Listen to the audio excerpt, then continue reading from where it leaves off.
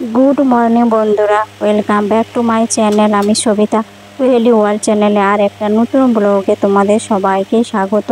তোমরা সবাই কেমন আছো? আশা করছি যে যেখান থেকে আমার ব্লগটা দেখছো, দেশে এবং দেশের বাইরে, তারা সবাই ভালো আছে, সুস্থ আছে। আমরাও ভালো আছি। আজ হচ্ছে রবিবার আর এখন বেজেছে 6টা। আর এখন থেকে আমার ব্লগটা শুরু, তোমরা দেখতে থাকো। তো আশা করছি ভালো লাগবে। তো আজকে যেহেতু রবিবার, কিন্তু রবিবারও কিন্তু আমাদের কোনো গৃহিণীদের ছুটি থাকে না, তোমরা তো জানো। এই দেখো, তাও আমি মেয়েকে পড়তে বসাবো, তাই ঘুম থেকে উঠিয়ে দিয়েছি। আর সব যে কাজগুলো করি সেগুলো করা হয়ে গেছে।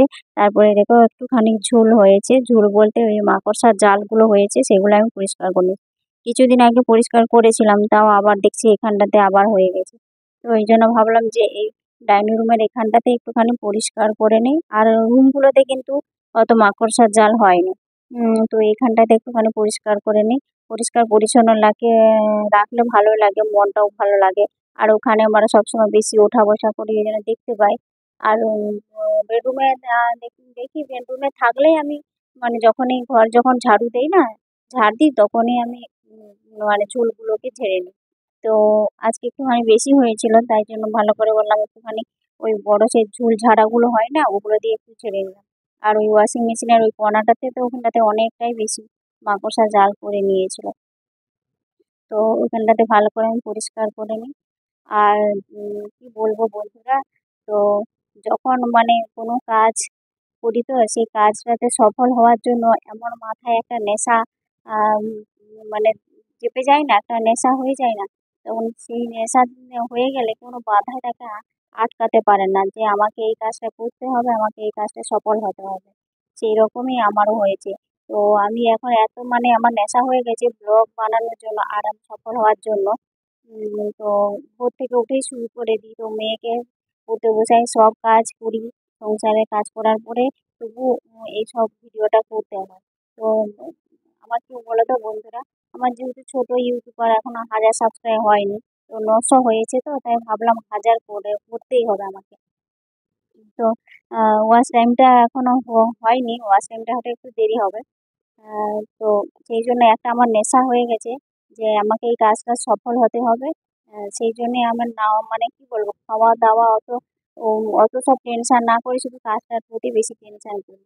কী করে আমার কাজটা করবো, সফল হবে, সেটাই একটা ভাবনা চিন্তা সবসময় মাথায় ঘোরে, তাই না? মানে তখন মনে হয় যে আমি কোনো বাধাই মানবো না, আমার কাজে সফল হতেই হবে আমাকে, অনেক ঝড় ঝাপটা যতই আসুক না কেন। তো এইভাবেই আমি কাজ করছি।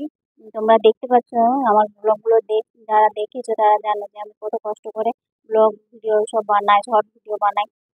তো চ্যানেলটা তাড়াতাড়ি করে গ্রো করানোর জন্য। তো এইভাবেই করি। এবার ঘরে আমার ঝুল টুল ছেড়ে আমি ঝাড় দিয়ে দিলাম, তারপরে দেখো জামা কাপড়গুলো নিয়ে চলে এসেছি। তো এগুলো সার্ফে একটু ভিজিয়ে দেবো, দিয়ে আবার ঠাকুরের বাসন আছে সেগুলো ধুয়ে, তারপরে আবার ফুল টুল তুলে নিয়ে এসে চান করে তারপরে পুজো দেবো। তো আজকে যেহেতু রবিবার, তো মেয়ের স্কুল নেই, তো ওই জন্য একটু তাড়াও নেই। তো আস্তে আস্তে করে করছি। তো ওই দিনটা ছুটির দিন থাকে, তো সেই জন্য তাড়া না থাকলে কিন্তু অন্য কিন্তু কাজ থাকে। এই ঘর পরিষ্কার করা, ঝুল ঝাড়া, অন্য কিছু, বাথরুম পরিষ্কার করা। তো ভাবলাম যে বাথরুমটাও পরিষ্কার করবো, কিন্তু বাথরুম আমি পরিষ্কার করেছি, কিন্তু সেটা অফ ক্যামেরায় তোমাদের সাথে দেখায়নি। এবার বাথরুম পরিষ্কারটা করাটা তো একটা নিজস্ব ব্যাপার না, সবাইকে দেখানো সেটা আমার ভালো লাগেনি, তাই আমি দেখাইনি। তো এদিকে ওইগুলো সব সার্ফে জামা কাপড় ভিজিয়ে আবার সেই ওই কল কলে চলে এসেছি। প্রত্যেক দিনের বোতল আমাদের তো ধুতেই হবে, আমার একটা মেনিয়া যে ধোয়া, জল খাই, সেই বোতলগুলো জমা হয়ে যায়, তারপরে ওগুলো আবার ধুয়ে আবার নতুন করে জল ভরতে হয়। উম, আমার এটাই করি আমি প্রত্যেক দিন, না হলে যেন কেমন একটা লাগে।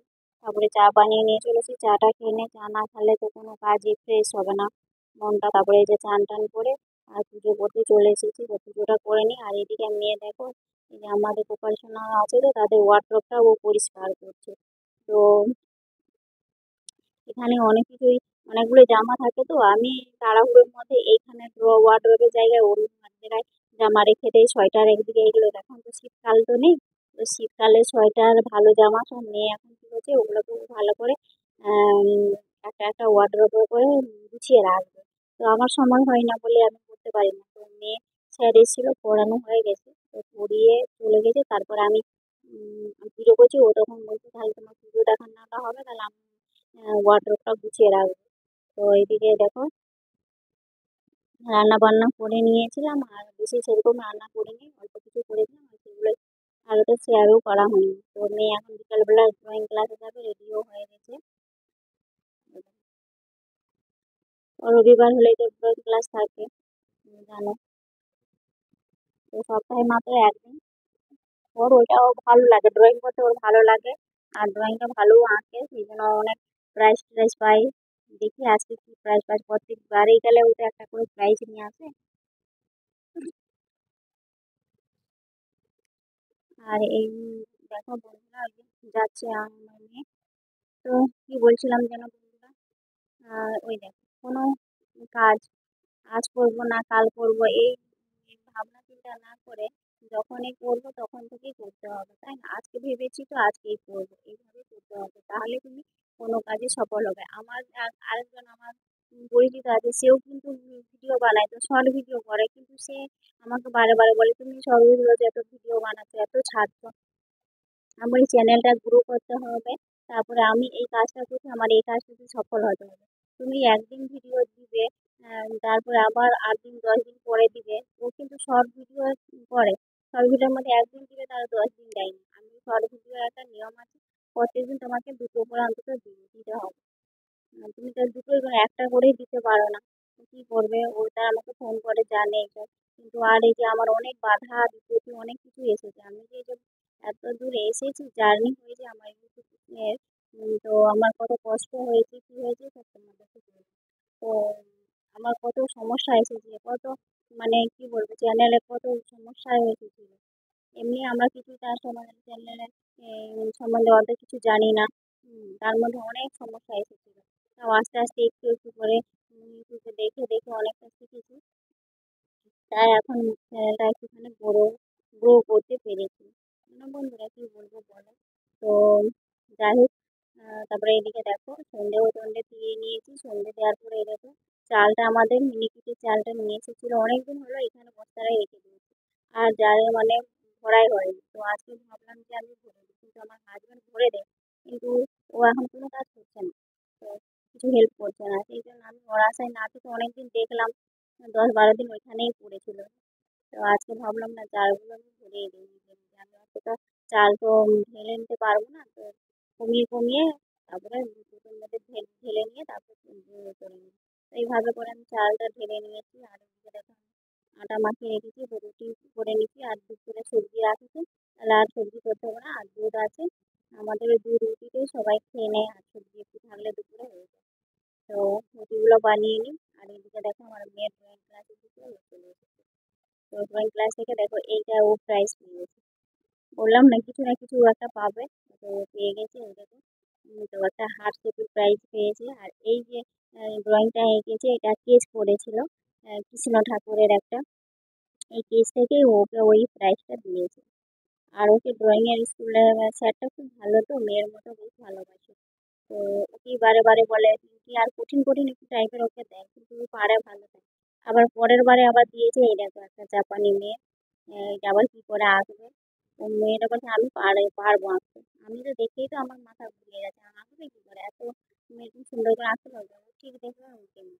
আর ওই তার পরের দিন রাখি আছে সোমবার, ওই যে একটুখানি রাখি কেনাকাটা নিয়ে চলে এসেছি। আমাদের বাড়িতে যে গোপাল আছে ওদেরকে রাখি পরাই, ভাই বলে দুজনে। আর এই যে সব রাখিগুলো কিনে নিয়ে এসে স্কুলে নিয়ে যাবে, বন্ধুদেরকে পড়াবে, আর সোনাদের জন্য। আর ওই গিফটটা কিন্তু ওর খুব কাজে লেগে গেল, ওই যে ড্রয়িং স্কুলে গিফটটা পেলো। তো ও গিফটের জন্য বন্ধুদের জন্য দুটো ক্যাডবেরি সেলিব্রেশন নিয়ে এসেছে ছোটো ছোটো। তো আর ওই গিফটটাও পেয়ে গেছে, হার্ট শেপের যে গিফটটা, তো ভালো হলো। তো আগের দিনও পেয়ে গেল, তো ওদেরকেও দিতে পারবে গিফটটা, আবার ও গিফট করেছে, ও গিফট পেয়ে আবার গিফট দিচ্ছে। হ্যাঁ, খুব ভালো, ওর আজকে খুব ভালো লাগছে, মজা হয়েছে, অনেক কষ্ট করেছিল ড্রয়িং ক্লাসের জন্য, মানে ড্রয়িংটা আঁকার জন্য অনেক কষ্ট করে সারাদিন লেগেছিল করতে, কিন্তু কষ্টের পরে যদি সফল পায়, যে একটা কিছু ছোটোখাটো গিফট পেলে সেটাই একটু ওর আনন্দ, তাই না? সবার তাই, কোনো ছোটো একটা জিনিস পেলে কষ্ট করার পরে সেটাই মনে হয় আমি অনেক কিছু পেয়েছি, অনেকটাই আমার ভালো লাগে। তো এদিকে দেখো সন্ধ্যেবেলা রাত রাত তখন 8:30টার মতো বেজে গেছে, আর অন্ধকার হয়ে গেছে, বৃষ্টিও পড়ছে, আর আমরা এই দিকটাতে এখানে গেটের এখানে বসে আছি, বেশ সুন্দর হাওয়া দিচ্ছে, আমিও মেয়ে বসে আছি। তখন রুটি খাওয়া দাওয়া না খাবো। আর ভিডিওটা আমরা এখানেই শেষ করছি।